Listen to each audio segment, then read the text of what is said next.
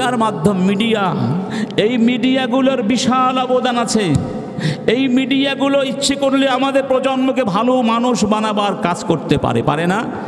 কিন্তু দুঃখজনক হলো এ সত্য, অধিকাংশ মিডিয়া মুসলিম প্রজন্ম তরুণদের ধ্বংসের খেলায় মেতে উঠেছে। তাদের ব্যবসা হলো নগ্নতা, বেহায়াপনা, ভাইরাল হওয়ার চিন্তা। কিসের চিন্তা? ভাইরাল হওয়ার চিন্তা। আমাদের মনুষ্যত্ব, আমাদের ঈমান, আমাদের সামাজিক বোধ, আমাদের মূল্যবোধ সব কিছু জবাই করে দিয়েছে, জবাই করে দিচ্ছে, জবাই। এই ভাইরাল হয়ে কি করবেন? কিছু টাকা পাবেন, সুনাম পাবেন, কবরে যাওয়ার সাথে সাথে আপনার শাস্তি শুরু হয়ে যাবে। আপনি একটা মানুষকে ধ্বংস করেননি, আপনি অবৈধ যৌনাচারের বিষয়বস্তু কন্টেন্টস তৈরি করে আপনি গোটা মানবতাকে ধ্বংস করেছেন।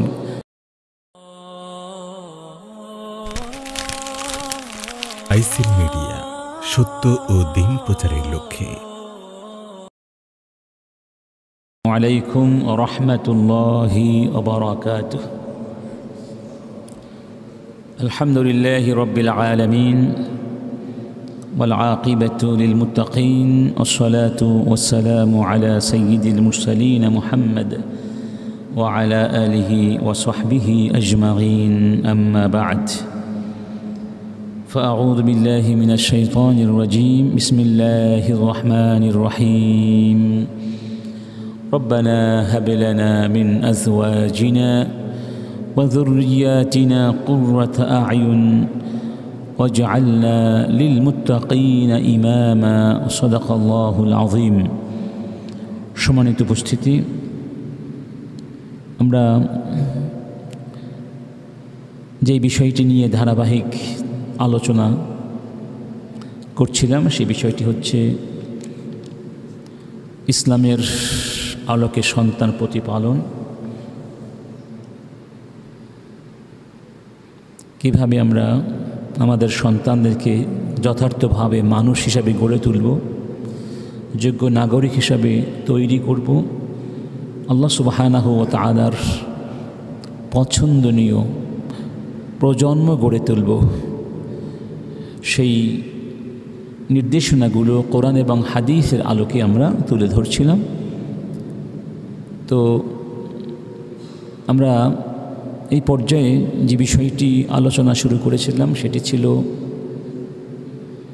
রাসূল করিম সাল্লাল্লাহু আলাইহি ওয়াসাল্লাম শিশুদের ভুল ত্রুটিগুলো, তাদের ভুল আচরণগুলো কিভাবে সংশোধন করতেন। কারণ ভুল সংশোধন এটি উত্তম তারবিয়াতের একটি অন্যতম গুরুত্বপূর্ণ দিক।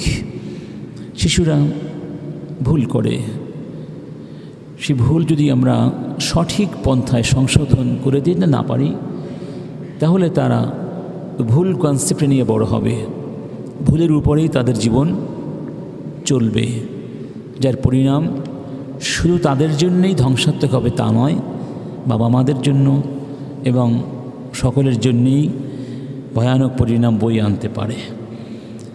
তো রাসূল করিম সাল্লাল্লাহু আলাইহি ওয়াসাল্লাম এই ক্ষেত্রে কিভাবে তিনি সংশোধন করতেন, আমরা দুটো পদ্ধতি আলোচনা করেছি। আজকে তৃতীয় পদ্ধতি আমরা আলোচনা করব ইনশাআল্লাহ। সেটি হচ্ছে তাসহিহু খাতাইল গিলমান মিন খিলালি ইস্তিসমারিল আওকাতিল মুনাসিবাহ। অর্থাৎ শিশুদের ভুলগুলো সংশোধন করার জন্যে উপযুক্ত সময় নির্বাচন করা। এখানে সময়ের উপযুক্ততা মানে সঠিক সময় নির্ধারণ করা, নির্বাচন করা, এটিও অত্যন্ত গুরুত্বপূর্ণ একটি উপকরণ। আমরা অনেক সময় বলে থাকি না, সময়ের 1 ভোর অসময়ের 10 ভোর।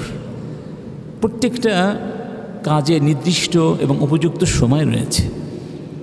ওই সময়ের মধ্যে কাজটি সম্পাদিত হলে সেই কাজের মধ্যে কাঙ্ক্ষিত সুফল পাওয়ার সম্ভাবনা থাকে। তো সময়ের এই যে মূল্যায়ন এবং যথার্থ ব্যবহার, এটি রাসূলের আদর্শের একটি তাৎপর্যপূর্ণ দিক, সেটি আমরা এই ক্ষেত্রেও লক্ষ্য করে থাকি।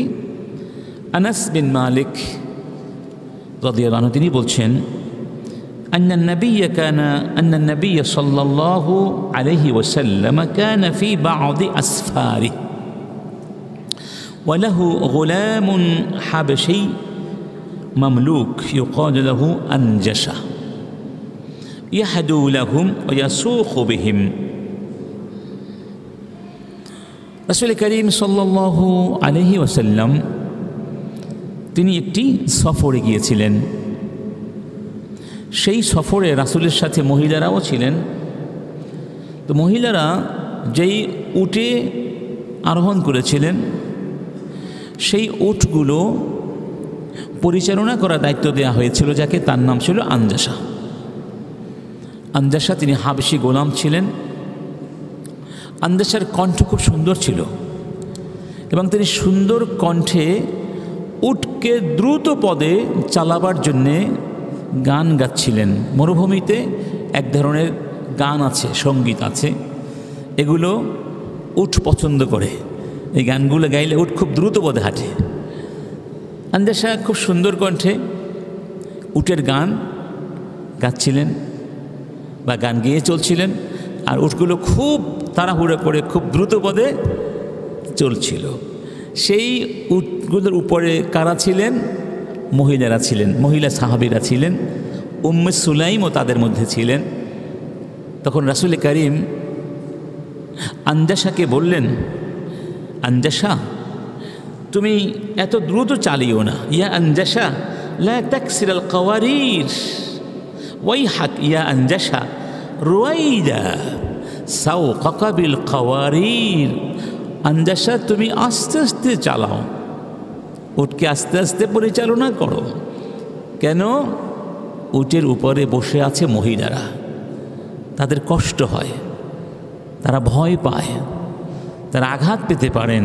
সুবহানাল্লাহ, এভাবে করা ঠিক হচ্ছে না। তাহলে আনজাসা বয়স কম ছিল, তিনি বিষয়টি বুঝতে পারেন নাই যে মেয়েদের, মহিলাদের কষ্ট হতে পারে। তার এই ভুলটি রাসূল ওই সময়ে যথাসময়ে সংশোধন করে দিলেন এবং কীভাবে উট চালাতে হবে তাকে তা সাথে সাথে শিখিয়ে দিয়েছিলেন। এখানে মহিলাদেরকে কাওয়ারির বলা হয়েছে। কাওয়ারির বলা হয় মূলত কাঁচের বোতলকে। কাঁচের বোতল খুবই স্পর্শকাতর বিষয়, ঠিক না? একটু এদিক সেদিক হয়ে গেলে ভেঙে যেতে পারে।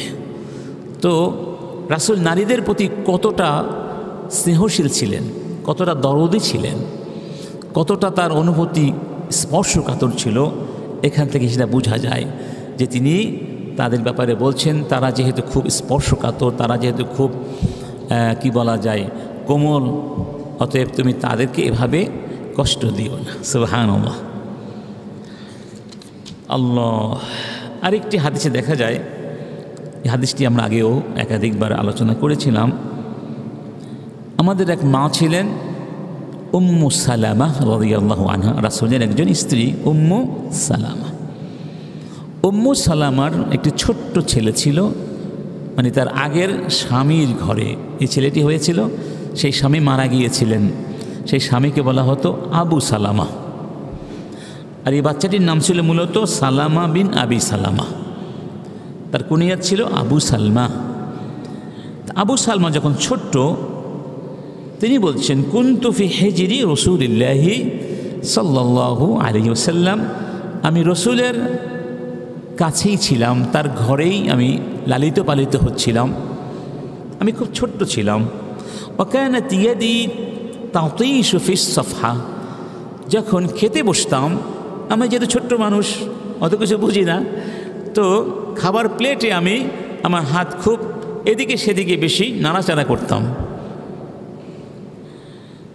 তখন ফাকাল আলী রাসূলুল্লাহ সাল্লাল্লাহু আলাইহি ওয়াসাল্লাম, রাসূল আমাকে বললেন, ইয়া গোলাম সাম্মিল্লাহ ওয়া কুল মিম্মা ইয়ালিক, হে বৎস এভাবে করো না, বরং যখন খেতে বসবে তখন আল্লাহ সুবহানাহু ওয়া তাআলার নাম নিয়ে শুরু করবে, বিসমিল্লাহ বলে শুরু করবে, এবং তোমার সামনে থেকে সংলগ্ন অংশ থেকে খাওয়া শুরু করবে।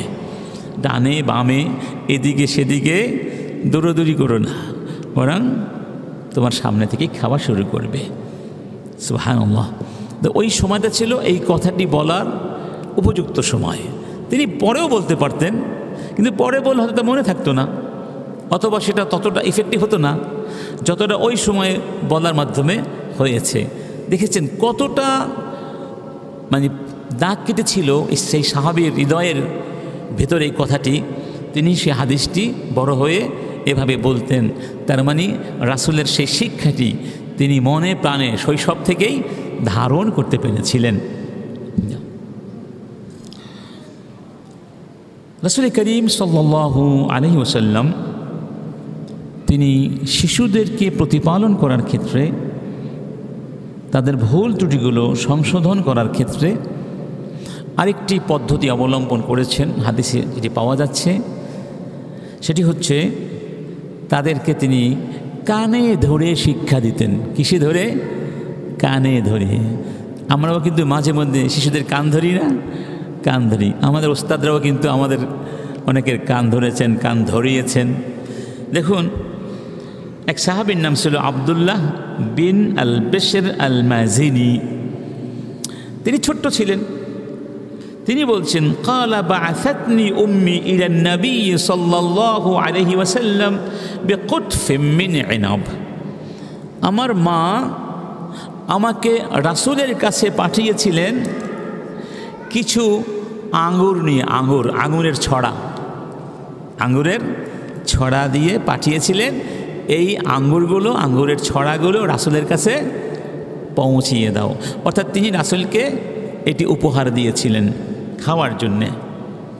ফাআকালতু মিনহু ক্বাবলা আন উবাল্লিগাহু ইয়্যা। আমি করলাম কি, আমি নিজেই রাসূলের কাছে পৌঁছাবার আগেই আঙ্গুরগুলো খেয়ে ফেললাম। আমি সব আঙ্গুর একটা একটা করে খেয়ে ফেললাম, অথচ মা আমাকে বলেছিলেন রাসূলের কাছে পৌঁছাতে। ফালাম্মা জিতু বিহি, যখন আমি রাসূলের কাছে গেলাম, আখাযা বিউযুনি ওয়া ক্বালা ইয়া গুদার। রাসূল আমার কানে ধরলেন এবং বললেন, ইয়া গুদার। গুদার শব্দের অর্থ হলো বিশ্বাসঘাতকতা করা।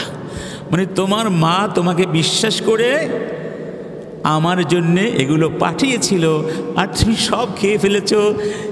দুষ্ট কোথাকার, কী কাজটা করলে তুমি? মানে জোরে চাপ দিয়ে ধরেছেন তা নয়, কষ্ট দেওয়ার জন্য, আদর করে শিক্ষা দেওয়ার জন্যে কানে ধরে বললেন, ইয়া গুদার। সাহাবী বলছেন, এরপর থেকে রাসূল আমাকে যখনই যেখানেই দেখতেন আমাকে আদর করে ডাকতেন, ইয়া গুদার, ইয়া গুদার, হে গুদার, হে গুদার। মানে এই কথাটি যেন তার জন্য অনেক ভালোবাসা সিক্ত ছিল, এর মধ্যে শিক্ষা ছিল। ওই সাহাবী কি আর কোনোদিন এই ভুল কাজটি করেছিলেন? না, করেন নাই। রাসূল কিভাবে তাকে শিখিয়েছেন? থাপ্পড় মারতে পারতেন, একটা কটু কথা বলতে পারতেন না? হয়তো আমরা হলে একটা কটু কথা বলে ফেলতাম, তো বেটা কী করলি কাজটা, বেয়াদব। কতভাবেই তো আমরা ডিল করে থাকি, বাচ্চাদেরকে কষ্ট দিয়ে থাকি, অপমান করে থাকি। কিন্তু তিনি আদর করে, সোহাগ করে, ভালোবেসে, স্নেহের সাথে কানে ধরলেন এবং যে কাজটি ভালো করেনি সেটা বুঝিয়ে দিলেন। সুবহানাল্লাহ। আচ্ছা, তাহলে মাঝে মধ্যে কি বাচ্চাদের কানে ধরা যাবে, তাই বেশি ব্যথা যেন না পায়, খুব কষ্ট হবে। আচ্ছা, আরেকটা পদ্ধতি ছিল তাসহিহুল আখতা মিন খিলালিস সানাই ওয়াল মাদহি। প্রশংসার মাধ্যমে তিনি সংশোধন করতেন। কেমন কথা? কেউ ভুল করেছে বা কোনো একটি কাজ তার করা উচিত ছিল, করছে না বা করে নাই, তাকে ভৎসনা না করে, অনুৎসাহিত না করে, অপমানিত না করে, বরং তার প্রশংসা করা, প্রশংসার মাধ্যমে পরোক্ষভাবে তার ভুলটি সংশোধন করে দেয়া। সুবহানাল্লাহ। আসলে এই ধরনের আচরণ করতে অনেক বড় একটা মন লাগে, অনেক বড় মন লাগে, বিচক্ষণতা লাগে। এবং রাসূল করিম সাল্লাল্লাহু আলাইহি ওয়াসাল্লামের সিরাতের সাথে সম্পর্ক থাকতে হয়। দেখুন, আব্দুল্লাহ ইবনে উমর রাদিয়াল্লাহু আনহুমা তিনি বলছেন, কুনতু গুলামান শাবান, আমি ছিলাম যুবক। গোলাম মানে অল্প বয়সী, যুবক ছিলাম, হতে পারে বয়স সন্ধিক্ষণে ছিলেন, যাকে আমরা বালক বলে থাকি, বালক। ওকুনতু আনামু ফিল মসজিদ, তো আমি মসজিদে ঘুমাতাম। আলা আহাদ রাসূলিল্লাহি সাল্লাল্লাহু আলাইহি ওয়াসাল্লাম, রাসূলের যুগে। তাহলে বোঝা গেল মসজিদে মাঝে মধ্যে ঘুমানো যায়, প্রয়োজন হলে ঘুমানো যাবে। ফারাআইতু ফিন নাওম, একদিন ঘুমের ভিতরে স্বপ্নে দেখলাম, কান্না মালাকাইনি আখাযানি ফাযাহাবা বি ইলান নার, যেন দুজন ফেরেশতা আমার কাছে আসলেন, আমাকে ধরে তারা একটি জাহান্নামের কাছে নিয়ে গেলেন।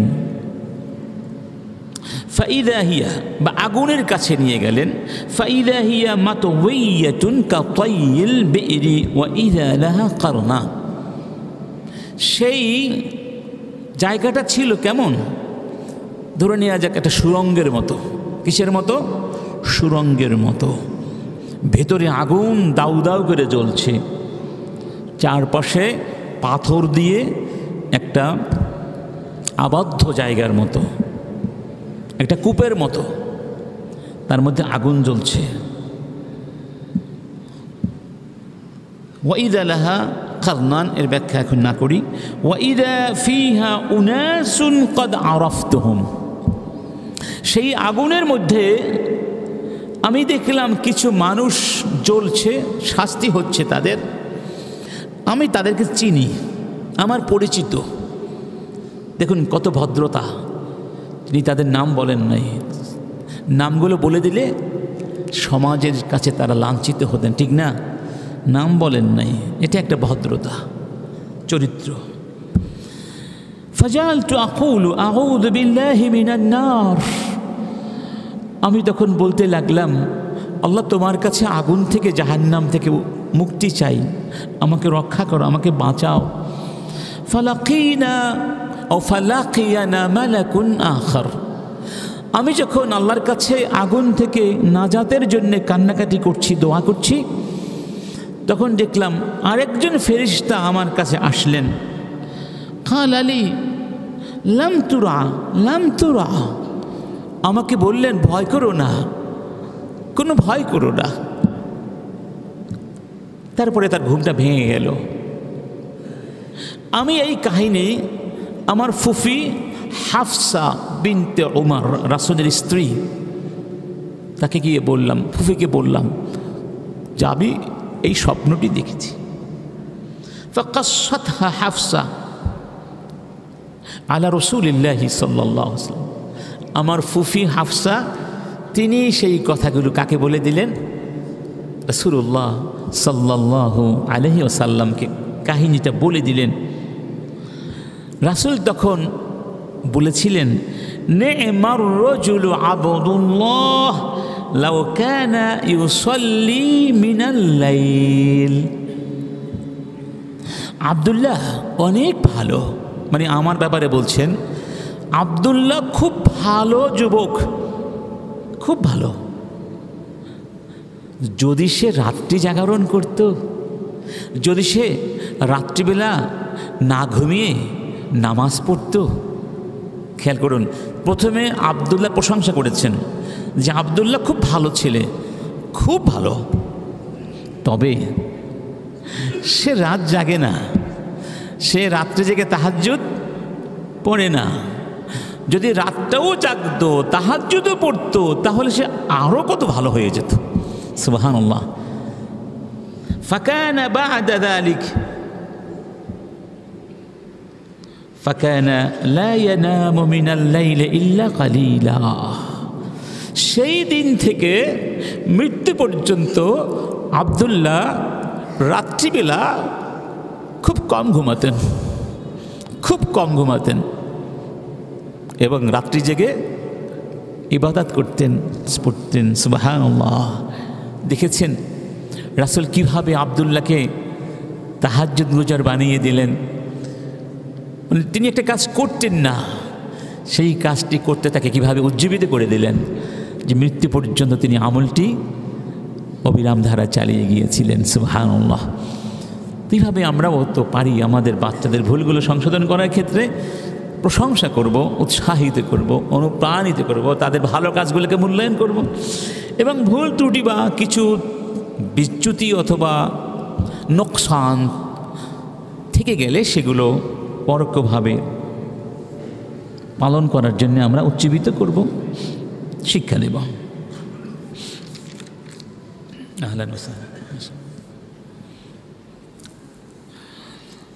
আল্লাহ রাসূল করিম সবাই পড়ি সাল্লাল্লাহু আলাইহি ওয়াসাল্লাম শিশুদের ভুল ত্রুটি সংশোধন করে তাদেরকে সঠিক শিক্ষায় শিক্ষিত করার জন্যে আরেকটি পদ্ধতি অবলম্বন করতেন, সেটি হচ্ছে দেখিও না দেখার ভান করা। মানে মাঝে মধ্যে এভাবে করতে হয়, সব কিছুই খুঁটি নাটি ধরতে হয় না, তাহলে পরিণাম ভালো হয় না, বিরূপ পরিণাম সৃষ্টি হয়। রাসূল মাঝে মধ্যে এটা করতেন। তিনি শিশুদের সব ভুলগুলো কি করতেন না, ধরতেন না, সব ভুলের জন্য তাদেরকে জবাবদিহি করতেন না। প্রমাণ কি? আনাস বিন মালিক বলছেন, খাদামতু রাসূলুল্লাহ সাল্লাল্লাহু আলাইহি ওয়াসাল্লাম 10 সিনিন। আল্লাহ,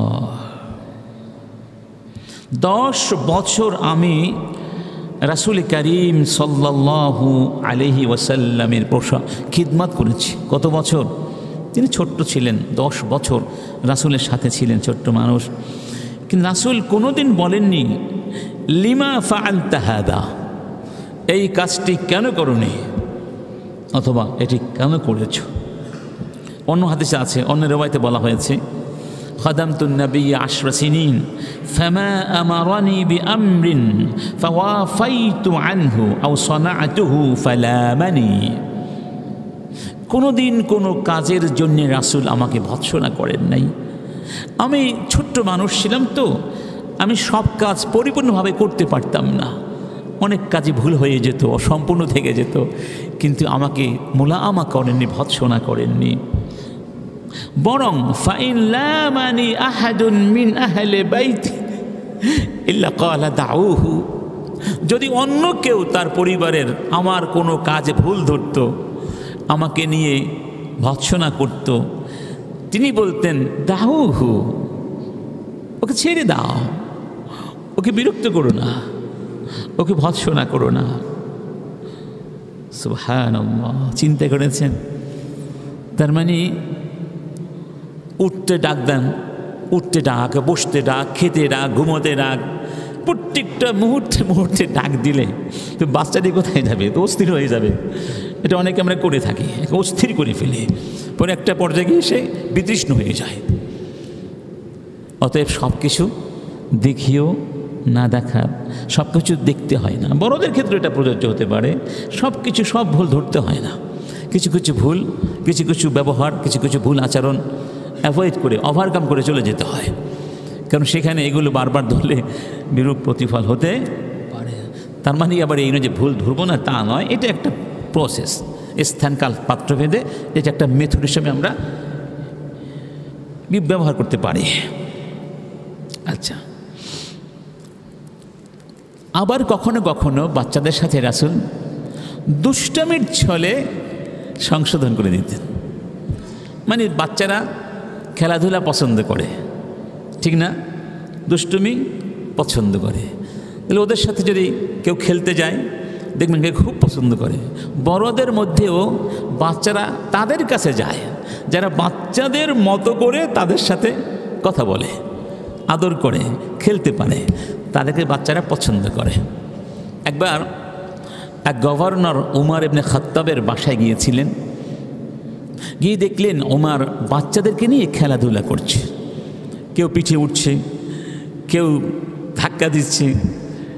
তখন এই গভর্নর এই দৃশ্য দেখে হতবাক হয়ে গেলেন এবং বলেই ফেললেন, আমিরুল মুমিনিন, আপনি বাচ্চাদের সাথে খেলাধুলাও করেন? তখন তিনি বললেন, কেন, তোমার বাচ্চা কাচ্চা নেই?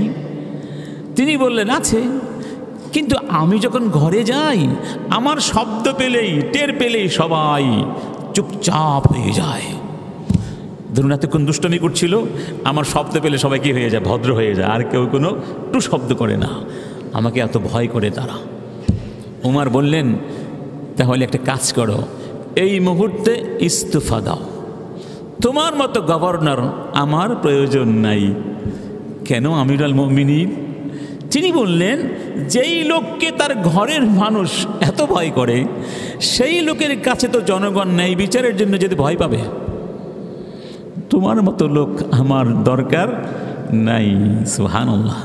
তাহলে বাচ্চাদের সাথে খেলাধুলা করা এটাও রাসূলের চরিত্র। সুবহানাল্লাহ, সুবহানাল্লাহ। আনাস বিন মালিক তিনি বলছেন, কানা রাসূলুল্লাহ সাল্লাল্লাহু আলাইহি ওয়াসাল্লাম মিন আহসানিন নাস খুলুকান।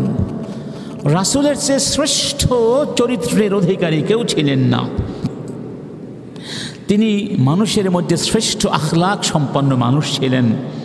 ফারসালানি ইয়াওমান লিহাজা, একদিন আমাকে বললেন, আনাস তুমি অমুক জায়গায় যাও, আমাকে কোনো একটা কাজে পাঠালেন। ফাকুলতু আল্লাহি লা আযহাবু, আমি বললাম আমি যাব না, ছোট্ট মানুষ, আমি যেতে পারবো না। ওয়াফি নাফসি আন আযহাব, কিন্তু মনে মনে আমি ভাবছিলাম আমি যাব, কিন্তু মুখে কি বলছি, আমি যেতে পারবো না। রাসূল কিছু বললেন না। ফাখরাজতু, আমি এক পর্যায়ে বের হলাম। হাত্তা আমুরু আলা সাবিয়ান ওয়াহুম ইয়ালআবুনা ফিস সুক, হাঁটতে হাঁটতে বাজারে পৌঁছালাম। ওই বাজারের উপকণ্ঠে বা বাজারের পাশে বসে বাচ্চারা খেলাধুলা করছে, তো আমি ওখানে গিয়ে দাঁড়ালাম। মানে আমি একটু খেলাধুলা করতে চাচ্ছিলাম, অথবা তাদের খেলাধুলা এনজয় করছিলাম। ফাইদা রাসূলুল্লাহ ক্বাদ ক্বাবাদা বিকাফায়া মিন ওয়ারাইহি, রাসূল, আমি যখন বাচ্চাদের খেলাধুলা দেখছিলাম বা সেখানে দাঁড়িয়েছিলাম, কে যেন পেছন থেকে আমাকে ঘাড়ে ধরেছে, এখানে ধরেছে। ফানাযারতু ইলাইহি ওয়া হুয়া ইয়াদহাক, চেয়ে দেখি তিনি মুহাম্মাদুর রাসূলুল্লাহ সাল্লাল্লাহু আলাইহি ওয়াসাল্লাম। তা আবাকে দেখে তিনি একটা মুচকি হাসি দিলেন আর বললেন, ইয়া আনাস আযহাবতা হাইসু আমারতুকা, আমি তোমাকে যেখানে যেতে বলেছিলাম তুমি কি গিয়েছিলে? কুলতু আনা আযহাবু ইয়া রাসূলুল্লাহ, বললাম আমি যাচ্ছিলাম। তো দেখেন রাসূল তাকে রাস্তায় পেলেন, পেছন থেকে গিয়ে আদর করলেন, একটু খেলার ছলে ঘাড়ে হাত দিয়ে ধরলেন। তো বাচ্চাটা কত আনন্দ পেল, সুবহানাল্লাহ। সেই দৃশ্যটা তার স্মৃতির পাতায় কিভাবে অঙ্কিত হয়ে গেল, উৎক্ষেপিত হয়ে গেল, গোটা জীবন তারা সে মনে রেখেছেন। রাসূলের প্রতিটি কথা, প্রতিটি কাজ, প্রতিটি অঙ্গ সঞ্চালন সাহাবীরা মনে রেখেছেন, সুবহানাল্লাহ। এটিও একটি পদ্ধতি বাচ্চাদেরকে প্রতিপালন করার ক্ষেত্রে, পরিচর্যা করার ক্ষেত্রে। আরেকটিও পদ্ধতি ছিল রাসূলের, তিনি বাচ্চাদেরকে সম্মান করতেন, মূল্যায়ন করতেন এবং তাদের সাথে কথা বলতেন, সংলাপ করতেন, আলাপ করতেন, ভাবের বিনিময় করতেন। মানে একপাক্ষিকভাবেই চাপিয়ে দিতেন না, তাদের কথাটাও শুনতেন, তারা রাসূলের কথা শুনতো, রাসূল তাদের কথা শুনতেন। এভাবে একটা হেওয়ার, একটা কনভারসেশন তাদের মধ্যে হতো। এই পদ্ধতির মাধ্যমে তাদেরকে অনেক কিছু শিখিয়ে দিতেন। এটা একটা অত্যন্ত চমৎকার মেথড, কারণ প্রত্যেকে কিছু বলার আছে, আছে না? বাচ্চা হলেও তো তাদের অনেক কিছু ভাব আছে মনের ভেতরে, অনেক কিছু বলতে চায়। আমরা অনেক সময় তাদের কথা শুনতে চাই না, শোনার সুযোগ দিই না। আমি যা বলি তাই শুনতে হবে, তোমার এখানে বলার কোনো অধিকার নাই, এমন একটা ভাব দেখালে তাদের ভাবগুলো, তাদের কষ্টগুলো, তাদের আনন্দগুলো যাই বলুন ভেতরে গুমড়ে মরে, তারা শেয়ার করার কাউকে পায় না। সুবহানাল্লাহ। রাসূল তাদেরকে এই সুযোগটা দিতেন। এটা আমরা একটা হাদিস থেকে নিতে পারি। এই হাদিসটিও আমাদের সবার কাছে আশা করি জানা আছে, যে ওই যে এক যুবক রাসূলের কাছে আসলো, যুবক অল্প বয়স, এসে বলল, ইয়া রাসূলুল্লাহ ইযান্নি ফি যিনা। যেহেতু তখন তারা সবে মাত্র মুসলিম হয়েছে, এর আগে তো জাহেলিয়াতের মধ্যেই তারা ছিল, আর জাহেলিয়াতের সমাজের যে ধারাগুলো ছিল, সমাজের চিত্র ছিল সকলের জানা আছে। জিনা, ব্যভিচার, মদ, নানা ধরনের অনাচার, অপরাধ তো তাদের নিত্যদিনের সাথী ছিল, এবং সেগুলো তাদের কাছে কোনো বিষয় ছিল না। এই যুবক এসে বললেন, ইয়া রাসূলুল্লাহ আমাকে ব্যভিচার করার সুযোগ দিতে হবে, আমি জিনা করতে চাই। فأقبل القوم عليه فزجروه وقالوا مه مه। যারা মুরব্বী ছিলেন, সাহাবীরা ছিলেন, সবাই দাঁড়িয়ে গেলেন, বললেন চুপ করো, কি বলছো তুমি, চুপ। এভাবে তারা ধমক দিলেন, ছি কি বলছো তুমি। রাসূল কারীম বলেন, উদনুহু উদনু ফাদানা মিনহু কারীবান। রাসূল কারীম ধমক দিলেন না, অপমানও করলেন না। চিন্তা করতে পারেন কত ভয়ানক একটি অপরাধের কথা সে বলছে রাসূলের সামনে গিয়ে। রাসূল তাকে ধমক দেননি, বরং অত্যন্ত স্নেহের সাথে বললেন, তুমি আমার কাছে এসো।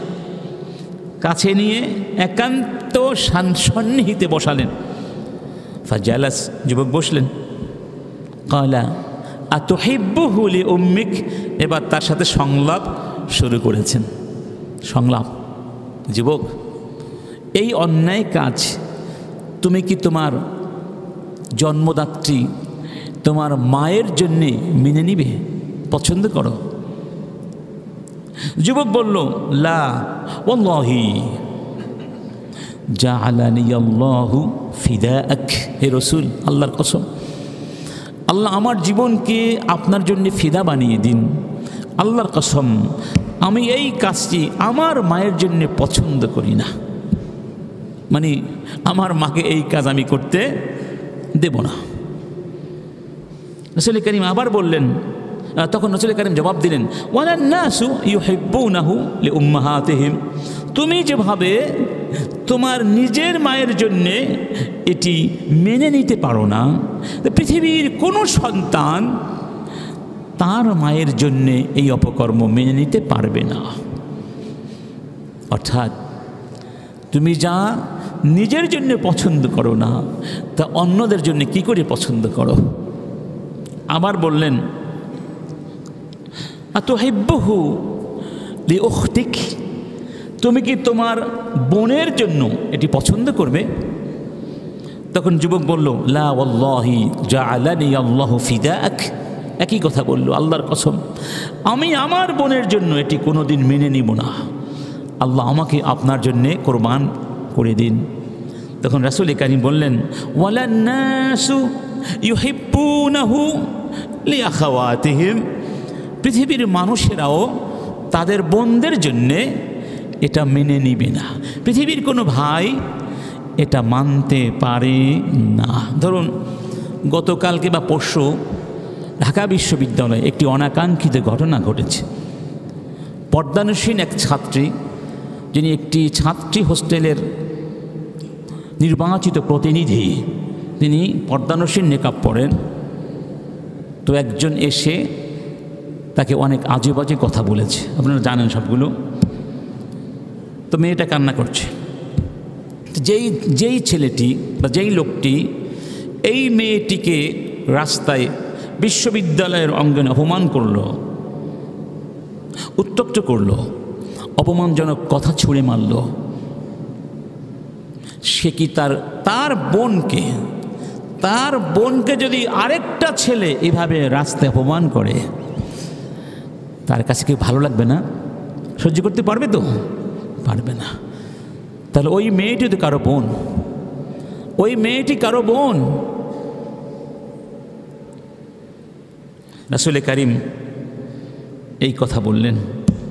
তাহলে পৃথিবীর কোনো ভাইয়েরা এটা মেনে নিতে পারবে না। আবার বললেন, মনে করো তোমার ফুফি, তোমার খালা, এভাবে এক এক করে বলতে লাগলেন। যুবক একই জবাব দিল, রাসূল কারীম একইভাবে তাকে বুঝাতে লাগলেন।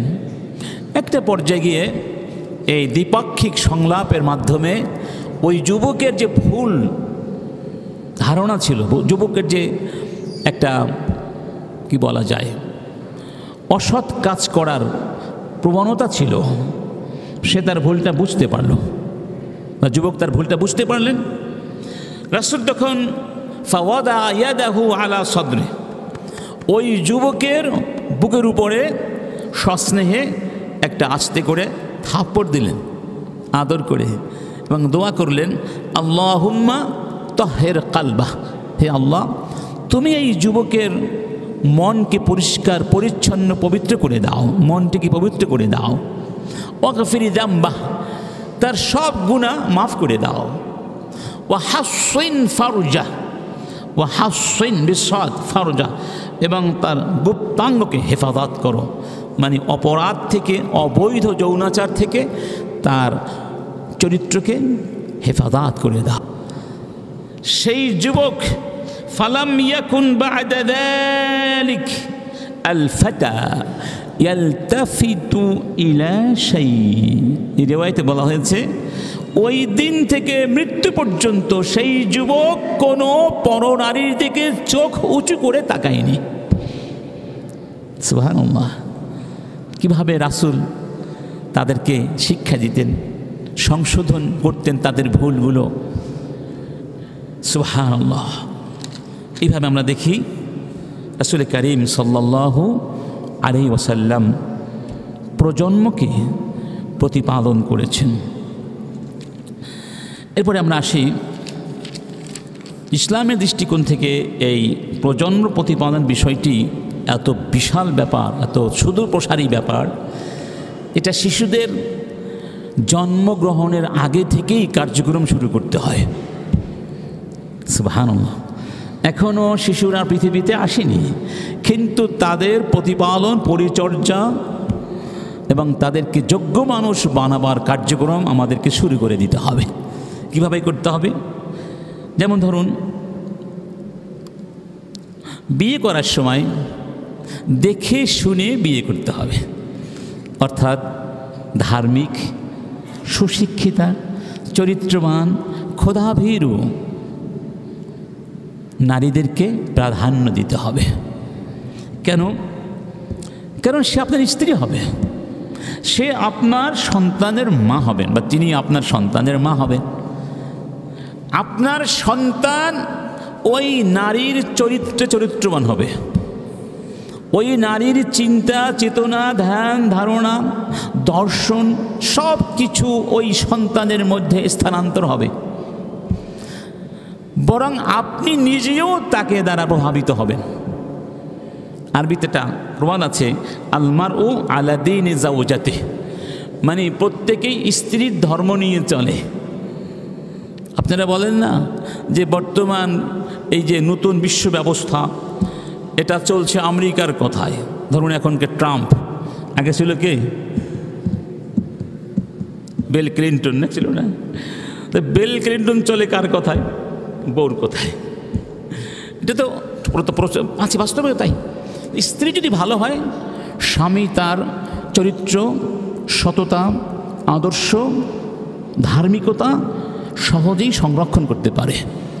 আর স্ত্রী যদি দিনদার না হয়, দিনদার স্বামী এক পর্যায়ে গিয়ে বেঈমান হয়ে যেতে পারে। এটা যদি স্বামীর ক্ষেত্রে হয়, তাহলে আপনার পরবর্তী প্রজন্ম কতটা প্রভাবিত হবে, কতটা ইম্প্যাক্ট পড়বে তার উপরে মায়ের পক্ষ থেকে, এটা বলাই বাহুল্য।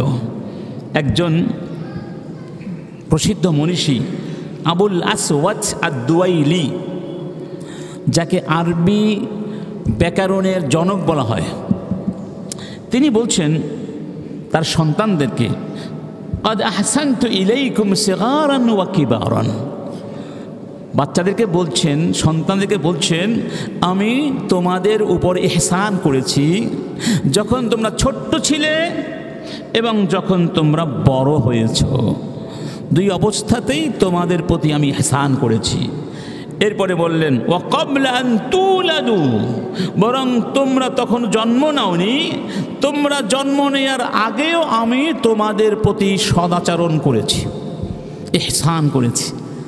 তখন বাচ্চারা বললেন ওয়া কাইফা আহসানতা ইলাইনা ক্বাবলা আন নুলাদা ইয়া আবানা, যে আমরা তখনও পৃথিবীতে আসি নাই, আপনি কি করে তখন আমাদের সাথে ভালো আচরণ করলেন? তখন তিনি বলেছিলেন ইখতারতু লাকুম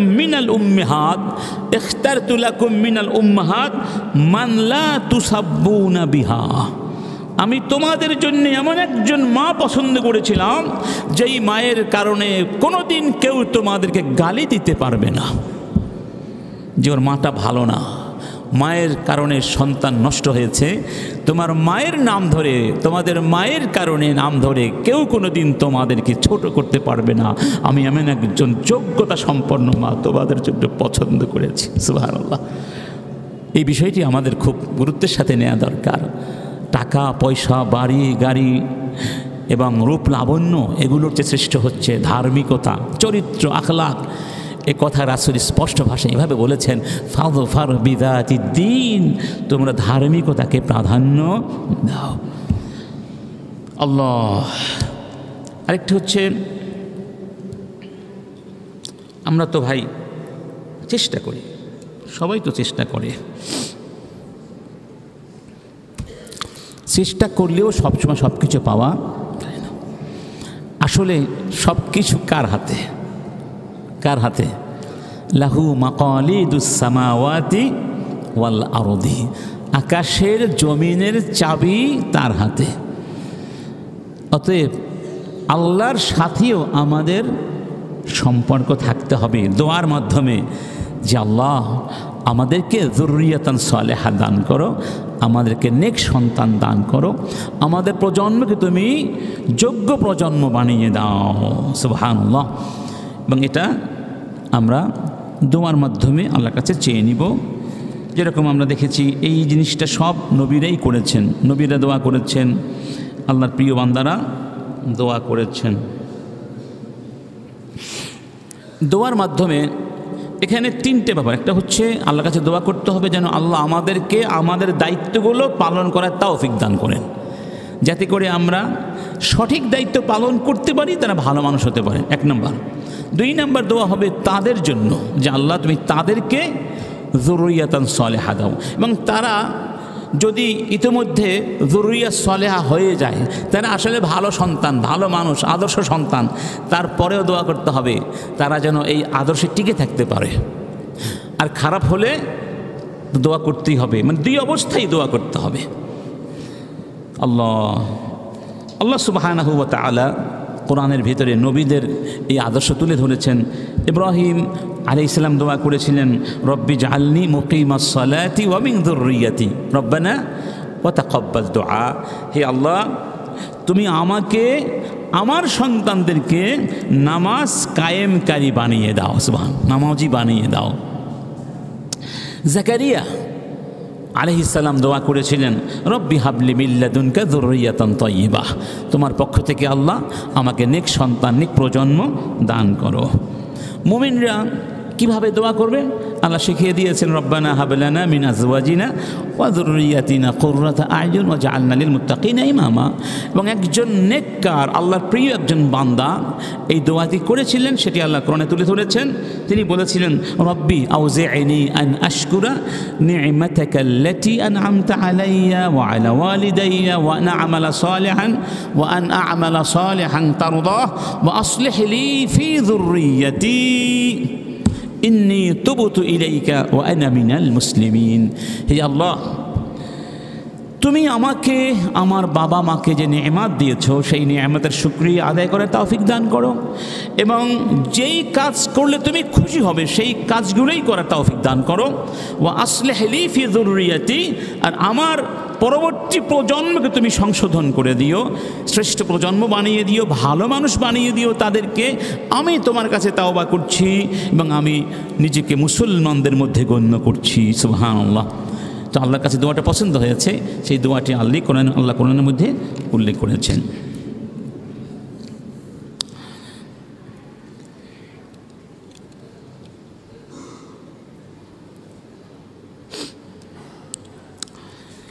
আল্লাহ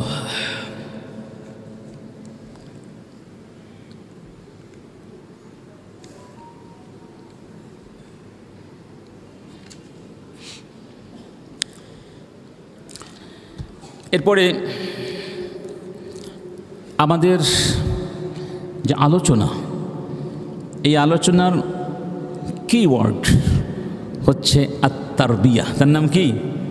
আত-তারবিয়া, মানে তারবিয়াত। এই তারবিয়াত অর্থটা কি? এই শব্দটার মূল কনসেপ্টটা কি? মূল কনসেপ্টটা হলো আসিয়াগাতুল মুতাকামিলা লিল ফরদি ওয়াল মুজতামা ওয়ফকা শারঈল্লাহ। সহজ কথায় আল্লাহর শরীয়ত দিয়ে ব্যক্তি এবং সমাজকে পরিপূর্ণভাবে গঠন করা, ব্যক্তিকে গঠন করা, সমাজকে গঠন করা। কেমন গঠন? পরিপূর্ণ গঠন। কি দিয়ে? আল্লাহর শরীয়ত দিয়ে, আল্লাহর দিন দিয়ে। আল্লাহ বলছেন সিবগাতাল্লাহি ওয়া মান আহসানু মিনাল্লাহি সিবগা, তোমরা আল্লাহর রঙে রঞ্জিত হও, আল্লাহর রঙের চেয়ে শ্রেষ্ঠ রং আর কারো হতে পারে না। আল্লাহর দিন দিয়ে তোমরা নিজেদেরকে গঠন করো।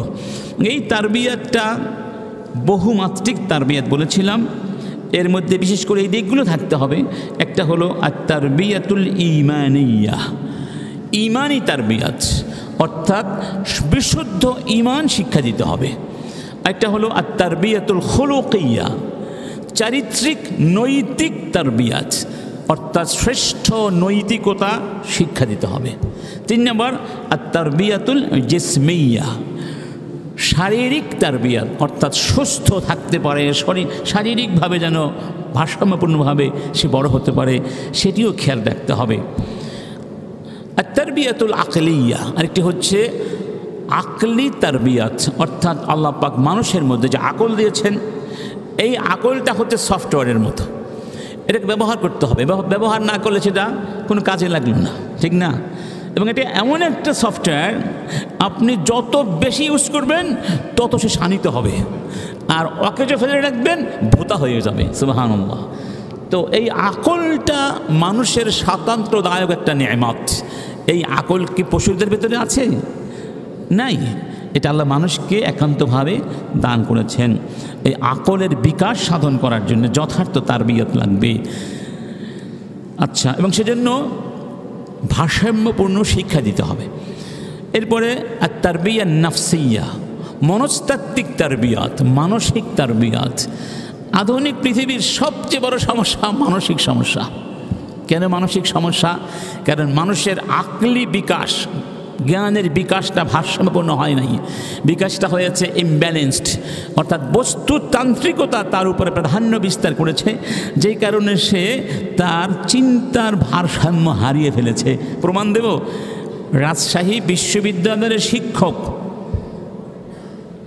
যে কমেন্ট করলেন যে আমি আগামীকালকে কি 2 কোয়ার্টার পরে যাব না, মানে আন্ডারওয়্যার পরে এবং হাতে মদের বোতল নিয়ে ক্লাসে যাব, দেখি কে আমাকে ফেরাতে পারে। কেন বলেছিলেন?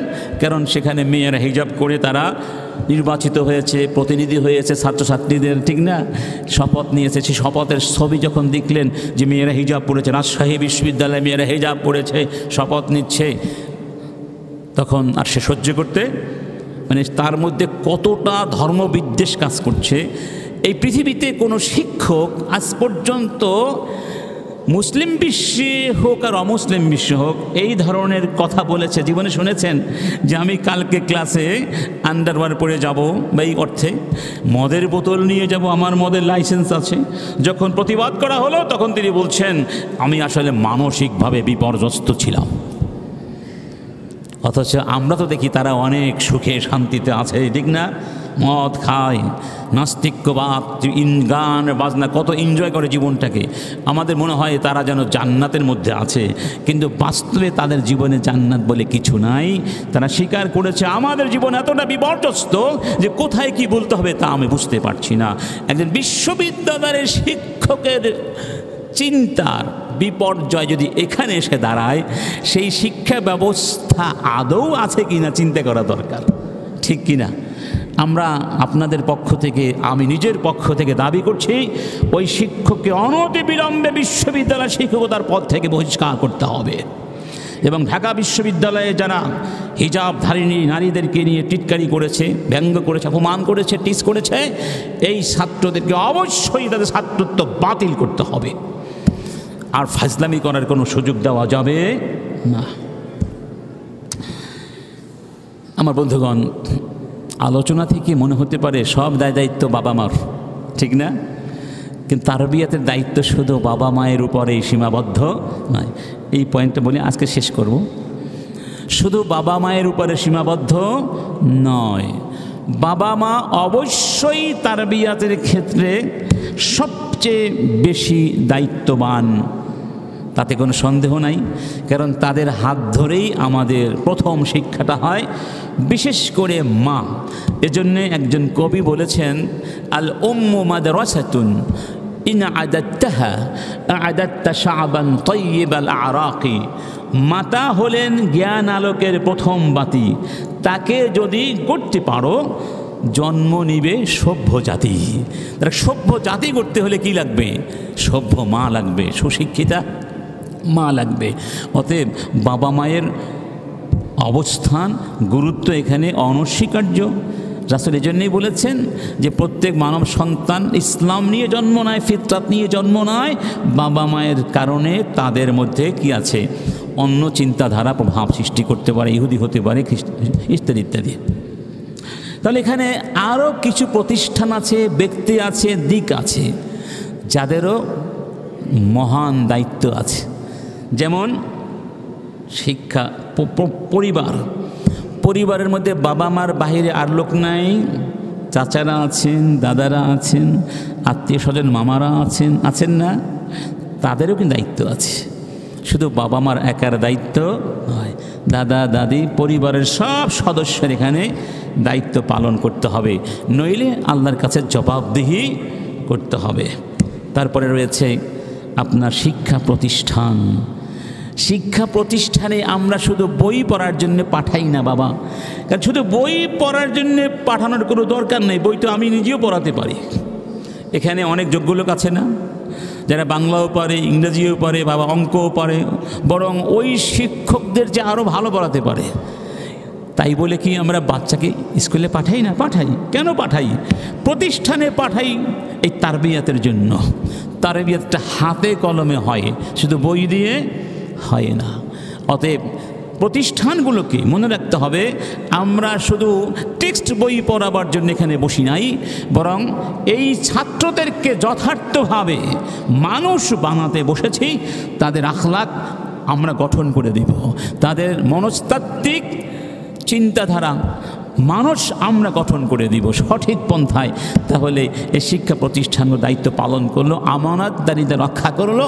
অন্যথায় কয়েকটা অঙ্ক করিয়ে দিল, কয়েকটা ইংরেজি সেন্টেন্স শিখিয়ে দিল, বাস এখন ভালো অঙ্ক পারে, ভালো ইংরেজি বলতে পারে, কিন্তু আখলাক বলতে কিছু নাই, চরিত্র বলতে কিছু নাই, বাবা মার কথা শোনে না, বড়দের সম্মান করে না, ছোটদের স্নেহ করে না, নামাজে ডাকলে জীবনেও পাওয়া যায় না।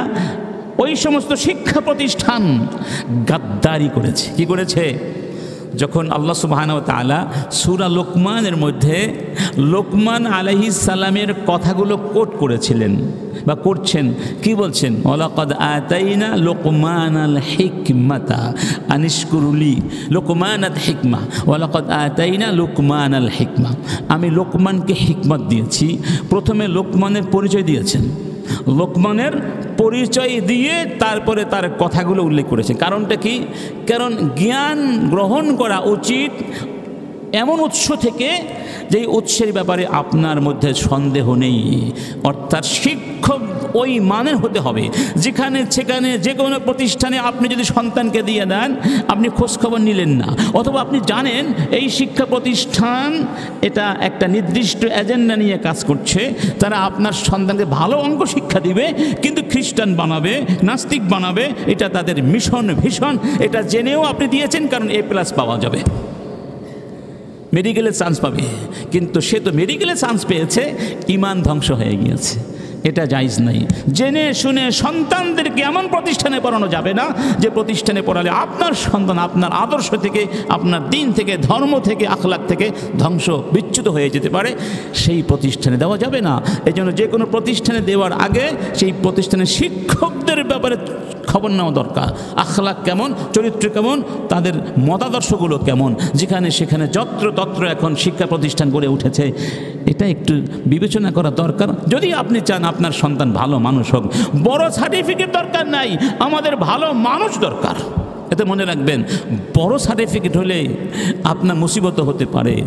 উচ্চশিক্ষিত হবে না তা বলছি না, কিন্তু আজকের বাস্তবতা দেখুন, সমাজ দেখুন, যারা বেশি শিক্ষিত কেউ কানাডা চলে যায়, কেউ আমেরিকা চলে যায়, ওই বৃদ্ধ বাবা মা বিছানায় পড়ে ঘুমিয়ে মরে থাকে, কেউ পানি দেওয়ার লোক থাকে না। তাহলে আপনি কি পেলেন দুনিয়ায়?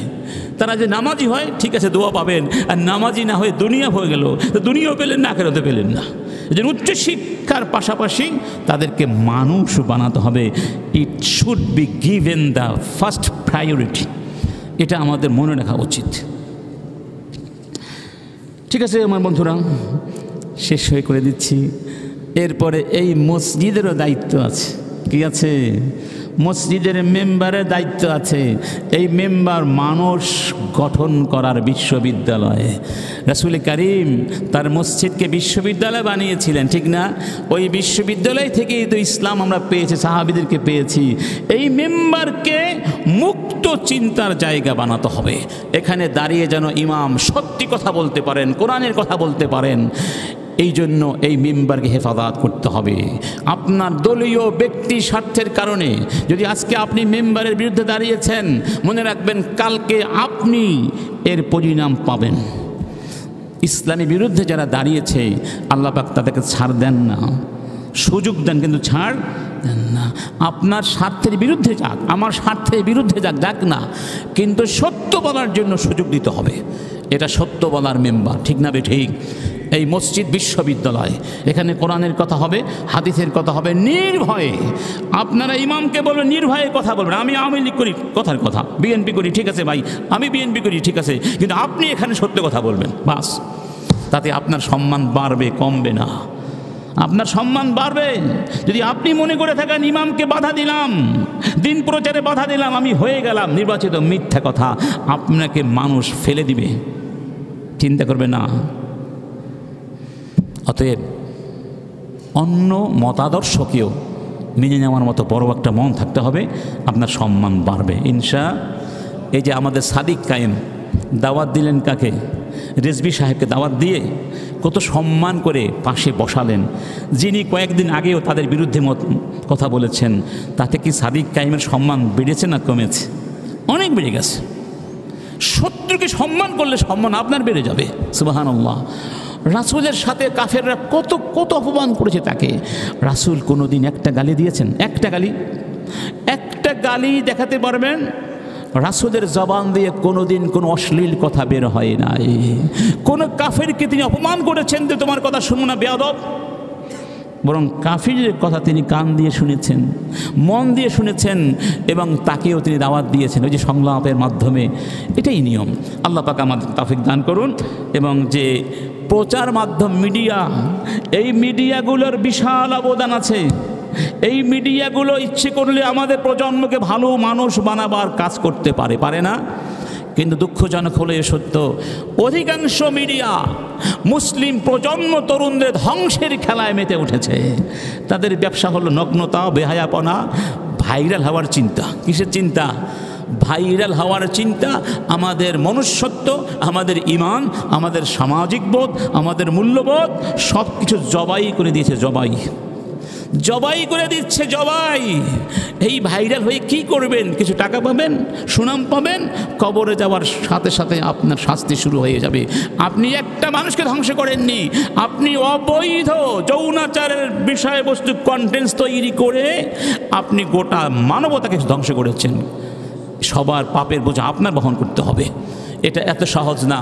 আমি গুনাহ করলাম, আমি হয়তো ব্যক্তিগতভাবে শাস্তিটা কম পেতে মাফ পেয়েছি, আমার কারণে 1 লক্ষ মানুষ গুনাহ করেছে, এই 1 লক্ষ মানুষের গুনার বোঝা আমাকে বহন করতে হবে এবং এটা যুগ যুগ ধরে থেকে যেতে পারে। আপনি মরে যাবেন, আপনার সেই অবৈধ কন্টেন্টস থেকে যাবে, যুগ যুগ ধরে মানুষ দেখবে, আর আপনার শাস্তি কবরে হবে।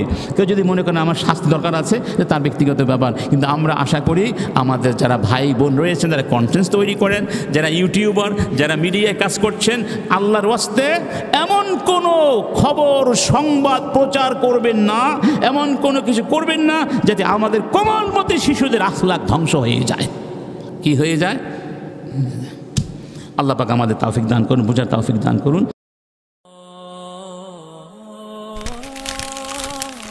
আইসিল মিডিয়া, সত্য ও দিন প্রচারের লক্ষ্যে।